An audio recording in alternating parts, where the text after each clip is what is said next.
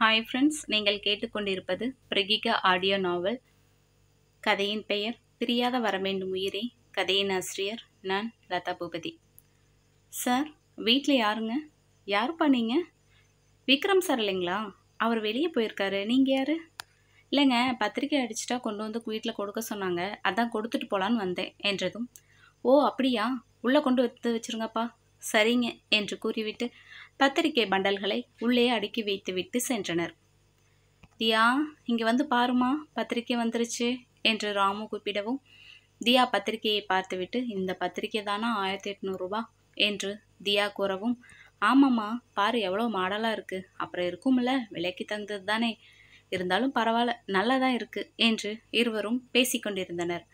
அடுத்த நாள் தியாவும் விக்ரமும் பத்திரிகையை எடுத்துக்கொண்டு அனைவரிடமும் கொடுக்க சென்றனர். காரில் சென்று கொண்டிருக்கும் போது தியாவோ, விக்ரம், முதல் பத்திரிக்கை சரசு பாட்டிக்கு கொடுக்கலாமா? ஏன் ஏன் தியா? முதல் பத்திரிக்கை குலதெய்வத்துக்கு தானே வைக்கணும். இல்லை, எனக்கு கொடுக்கணும்னு தோணுது, அதான் சொன்னேன். சரி, நீ சொன்னா இப்பயே போய் கொடுத்துடலாம் என்று நேராக பாட்டி வீட்டுக்கு காரை செலுத்தினான் விக்ரம். அங்கே சென்றதும் தியாவோ, நல்லா இருக்கீங்களா பாட்டி என்று குரல் கொடுத்து கொண்டே தியா செல்ல, யாருமா அது? பாட்டி மறந்துட்டீங்களா? நான் தான் தியா. ஐயோ கண்ணு, சாமி நல்லா இருக்கியா? எனக்கு கண்ணே தெரிய மாட்டேங்குது, வயசாகுதல்ல கண்ணு என்று கூறி அழுது கொண்டு தியாவின் கைகளை பிடித்தார். அப்புறம் பாட்டி நல்லா இருக்கீங்களா? நான் நல்லா இருக்கேம்மா. எங்கே பாட்டி மணியை காணோம் என்று தியா கேட்டதும் பாட்டிக்கு ஒரே அழுகை. என்னாச்சு பாட்டி? அவன் என்னை விட்டுட்டு போயிட்டாம்மா. புரியல. அவன் செத்து இன்னையோட 1.5 மாதம் ஆகுது என்று கூறவும் தியாவுக்கும் அழுகையை கண்ட்ரோல் பண்ண முடியவில்லை. அழாத கண்ணு, எல்லாரும் ஒரு நாள் இந்த மண்ணை விட்டு போக தானே போகிறோம். என்ன, எனக்கு ஒரு ஆறுதலாக கூட இருந்தான். நான் எங்கே போனாலும் பின்னாடியே வருவான். இப்போ ஏதோ ஒரு மாதிரி இருக்குது கண்ணு, வீட்டில் இருக்க. அவனோட ஞாபகமாகவே இருக்குது. போக போக சரியாயிடும் என்று பாட்டி புலம்பிக்கொண்டே தன் கண்களை புடவையால் துடைத்து கொண்டு, நான் பாரு வந்த உங்களுக்கு தண்ணி கூட கொடுக்காம பேசிகிட்டு இருக்கேன் என்று கூறிக்கொண்டு உள்ளே சென்று தண்ணி எடுத்து வந்து இருவருக்கும் கொடுத்தார் பாட்டி. அப்புறம் நீங்கள் 2 பேரும் சந்தோஷமாக இருக்கீங்களா சாமி? பாட்டி, எனக்கு கல்யாணம், அதான் உங்களுக்கு பத்திரிக்கை வைக்கலான்னு வந்திருக்கோம் என்றதும் பாட்டிக்கு ஒரே சந்தோஷம். எப்போ கண்ணு? அடுத்த மாதம் பாட்டி, கண்டிப்பாக வந்துடுறோம். உங்களுக்கு தான் முதல் பத்திரிக்கை வைக்கிறேன், கண்டிப்பாக வந்துடணும். கண்டிப்பாக வந்துடுறேன். உங்களால் பஸ் ஏறி வர முடியாது, அதனால் கல்யாணத்துக்கு 1 வாரத்துக்கு முன்னாடியே கார் அனுப்பி வைக்கிறேன், வந்துருங்க. 1 வாரத்துக்கு முன்னாடியே வந்து 1 வாரத்துக்கு முன்னாடியே வா. அவ்வளோ நாளுக்கு முன்னாடியே வந்து நான் என்ன கண்ணு பண்ண போகிறேன்? இங்கே தனியாக தானே இருக்கீங்க, பேசாமல் எங்களோடையே வந்துருங்களேன் என்று தியா கூறவும் அதற்கு பாட்டியோ ஒத்துக்கவே இல்லை. அந்த வேலையே வேண்டாம்மா, என்னால் இந்த வீட்டை விட்டு வேற எங்கேயும் வந்து இருக்க முடியாது கண்ணு. ஆனால் நீ மட்டும் என்னை அடிக்கடி வந்து பார்த்துட்டு போயிரு, எனக்கு அது மட்டும் போதும் சாமி. நீங்கள் 2 பேரும் சந்தோஷமாக இருந்தீங்கன்னா என்று கூறவும் விக்ரமும் தியாவும் பாட்டியின் கால்களில் விழுந்து ஆசீர்வாதம் வாங்கினர். பின்னர் தியாவோ பாட்டியின் கைகளில் செலவுக்கு தேவையான பணத்தை கொடுக்கவும் வாங்க மறுத்த பாட்டியை வற்புறுத்தி கொடுத்துவிட்டு அங்கிருந்து இருவரும் விடை பெற்றனர். ஒவ்வொரு வீடுகளுக்கும் சென்று பத்திரிகையை வைத்துவிட்டு வீடு திரும்ப இரவு 8ஐ தொட்டது. வீட்டிற்கு வந்ததும் தியாவும் விக்ரமும் மகிழ்ச்சியாக கார்டனில் அமர்ந்து பேசிக்கொண்டிருந்தனர். அப்போது தியா விக்ரமின் தோளின் மேல் சாய்ந்து கொண்டு, இப்போ நான் எவ்வளோ மகிழ்ச்சியாக இருக்கேன் தெரியுமா விக்ரம்?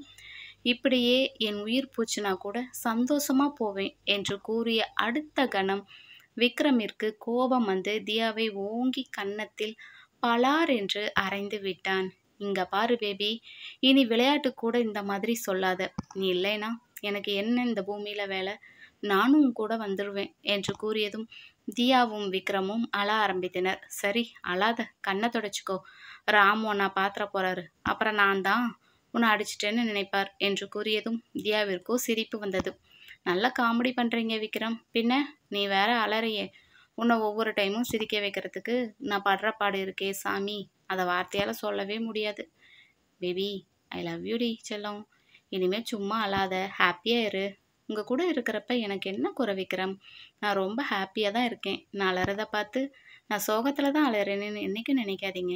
அந்த அழுகைக்கு பின்னால் ஒரு சந்தோஷம் இருக்குது தெரியுமா? ஓ, இது வேறையா? ஆமாம், சரிடி தங்கம், அதே சந்தோஷத்தில் மாமாவுக்கு ஒரு முத்தம் கொடு பார்க்கலாம். மாமாவா என்று கூறி சத்தமாக சிரித்தாள் தியா. ஏய் கத்தாதடி, எதுக்குடி இப்படி கத்துற, சத்தம் போட்டு சிரிக்கிற, அமைதியாக பேசுடி, வாய்ஸ் ஏக்கோ ஆகுது பாரு, நம்ம பேசுறதெல்லாம் பக்கத்து தெருவுக்கே கேட்கும் போல என்று விக்ரம் கூறவும் தியாவோ தன் வாயை கைகளால் மூடிக்கொண்டு மெதுவாக சிரித்தாள். சரி, அப்படியே பேச்ச மாத்தாத, முதல்ல நான் கேட்டதை கொடு என்று விக்ரம் கேட்கவும், இங்கேயே வா. ஆமாம் போங்க, அதெல்லாம் முடியாது, யாராச்சும் பார்த்துட்டா. யாரும் இல்லடி, வேணா திரும்பி பாரு, கேமரா இருக்குல்ல, அது இருந்தால் என்ன பரவாயில்ல, நம்ம வீட்டு கேமரா தானே. நீ ஃபஸ்ட்டு கிஸ் பண்ணு, வீட்டுக்குள்ளே வந்து நான் தரேன். இங்கேயே கொடுத்துட்டீன்னா ஒரே குஸ்ஸோட போயிடும். ரூமுக்குள்ளே வந்துட்டேன்னா அதை என்ன சொல்ல வைக்காத, அப்புறம் நீ தான் மாட்டிக்குவேங்கிட்ட. ஐயோ, அப்போ நான் இங்கேயே கொடுத்துட்றேன், அப்படி வா என் வலிக்கு என்று விக்ரம் கூறியதும் தியாவோ விக்ரமின் கன்னத்தில் அன்பு முத்தமிட்டாள். என்னது இது, நீங்கள் தானே கேட்டீங்க முத்தம், இதுக்கு பேர் முத்தமா? ஆமாம் பின்ன என்னடி ஒரு ஃபீலிங்ஸே இல்லாமல் கொடுக்குற, இரு நான் கொடுக்குறேன் பார் என்று கூறியதும் ஐயோ சாமி ஆளை விடுங்க என்று தியா எழுந்து வீட்டிற்குள் செல்ல முற்படவும் விக்ரமும் எங்கே தப்பிச்சு போகலான்னு பார்க்குற என்று பின்னாடியே வரவும் தியாவோ சிரித்து கொண்டே திரும்பி திரும்பி பார்த்து கொண்டு விக்ரமிடமிருந்து தப்பிக்க ஓட முற்படவும் முன்னால் இருந்த தூணில் அவளின் வயிறு மோதி பலமாக அடித்து கீழே விழுந்தாள். விழுந்த வேகத்தில் தியாவோ பயத்தில் மயங்கி விட்டாள். பின்னர் விக்ரமோ பேபி பேபி என்று கத்த ஆரம்பித்து விட்டான். விக்ரமின் சத்தத்தை கேட்ட ராமுவோ அவ்விடத்திற்கு ஓடி வந்தார். அங்கே வந்து பார்த்ததும் தியாவோ கீழே மயங்கி கிடப்பதை பார்த்த அவருக்கு தூக்கி வாரி போட்டது. தம்பி, என்ன தம்பி ஆச்சு? அண்ணா, விளையாட்டுக்கு துரத்திக்கிட்டு வந்தேன், வயிற்றுலேயே அடிச்சிட்டானா. தம்பி, இந்த டைமில் ஓடி விளையாடலாமா? ஐயோ தம்பி, அங்கே பாருங்க எவ்வளோ ரத்தம் வந்துட்டுருக்கு, கார் எடுங்க, ஹாஸ்பிட்டல் புறப்படலாம் வாங்க என்று தியாவை தூக்கி கொண்டு ஹாஸ்பிட்டல் சென்றடைந்தனர். அங்கே செக் பண்ணி பார்த்த டாக்டரோ இவங்களுக்கு அபார்ட் ஆயிருச்சு என்ற அதிர்ச்சியான தகவலை தெரிவிக்கவும் அங்கே அவர்கள் இருவரும் அதிர்ந்து போயினர். விக்ரமும் பயத்தில் பேபி பேபி என்று கத்திக்கொண்டே இருந்தான். ஆனால் தியாவோ கண்களை திறக்கவே இல்லை. விக்ரமோ அப்பொழுது மிகுந்த மன அழுத்தத்தில் காணப்பட்டான். வேக வேகமாக வந்து கொண்டிருந்த டாக்டரை பார்த்த விக்ரமோ நேராக டாக்டரிடம் சென்று, டாக்டர், என் பேபிக்கு என்னாச்சு, இப்போ எப்படி இருக்கா என்று கேட்கவும் டாக்டரோ அதற்கு இப்போ எதுவும் சொல்ல முடியாது, அவங்க உடல்நிலை கொஞ்சம் சீரியஸாக தான் இருக்குது, ஏதா இருந்தாலும் நாளைக்கு தான் சொல்ல முடியும் என்று கூறியதும் கோபத்தில் விக்ரமோ டாக்டரின் சட்டையை பிடித்து இழுத்து, என் பேபிக்கு ஏதாச்சும் ஒன்று ஆச்சு, உங்களெல்லாம் சும்மா விட மாட்டேன் என்று கத்தவும் அதற்கு டாக்டரோ, ஹலோ மிஸ்டர், கையை எடுங்க முதல்ல. ஏன் சார், பார்த்தா படித்தவங்க மாதிரி இருக்கீங்க, இப்படி தான் பிஹேவ் பண்ணுவீங்களா என்று சொன்னதும் ராமுவோ டாக்டரிடம், சார் அவங்களுக்காக நான் மன்னிப்பு கேட்குறேன், நீங்கள் எதுவும் தப்பாக எடுத்துக்காதீங்க, அந்த பொண்ணை காப்பாற்றுறதுக்கான வழியை பாருங்கள் சார், உங்கள் காலில் கூட விழறேன் என்று ராமு காலிலேயே விழுந்து விட்டார். அங்கு நடப்பது எதுவுமே கண்டு கொள்ளாமல் விக்ரம் பாட்டுக்கு தனக்குத்தானே பேசிக்கொண்டே தன் பின்னந்தலையில் அடித்து கொண்டே நடந்து கொண்டிருந்தான். இவன் செயலை பார்த்த ஹாஸ்பிட்டலில் இருந்த அனைவரும் ஒரு வித்தியாசமாக பார்க்க ஆரம்பித்தனர். ராமு விக்ரமிடம், தம்பி கொஞ்சம் அமைதியாக உட்காருங்க, தியாவுக்கு ஒன்றும் ஆகாது. இல்லைண்ணா, நானே என் பேபியை இப்படி பண்ணிட்டேன் என்று சொன்னதையே திருப்பி திருப்பி சொல்லி கொண்டிருக்க ராமுவுக்கு அவ்விடத்தில் என்ன பண்ணுவது என்றே தெரியாமல் ஒரே குழப்பத்தில் இருந்தார். ஒரு பக்கம் தியா சீரியஸாக பெட்டில் கிடக்க, ஒரு பக்கம் விக்ரமோ தன்னைத்தானே ஒரு பைத்தியம் பிடித்தவன் போல நடந்து கொண்டிருப்பதை பார்த்த ராமுவுக்கோ அங்கே கண்கள் குளமாகியது. கடவுளே, அந்த பொண்ணு வாழ்க்கை இப்போதான் கொஞ்சம் நல்லா இருந்துச்சு, அதுக்குள்ளே இப்படி ஒரு சூழ்நிலையா, இந்த பொண்ணை காப்பாத்துப்பா என்று கடவுளிடம் மன்றாடினார் ராமு. திடீரென ரூமிலிருந்து ஓடி வந்த நர்ஸோ நேராக ராமுவிடம் வந்து, ஐயா, விக்ரம்ங்கிறது யாரு, கொஞ்சம் சீக்கிரம் வர சொல்லுங்க. ஏம்மா என்னாச்சு, வர சொல்லுங்க சார், அவங்க ஒய்ஃப் அவங்கள பார்க்கணுன்னு அலறாங்க என்றதும் விக்ரமை கூப்பிட்டு ராமு கூறியதும் பதறி அடித்து கொண்டு ஓடி வந்த விக்ரமோ நிலை தடுமாறி கீழே விழுந்து தலையில் அடிபட்டு ரத்தம் வழிந்து கொண்டு வருவதை கூட பொருட்படுத்தாமல் தியாவை காண ஓடினான் அவளின் ரூமிற்கு.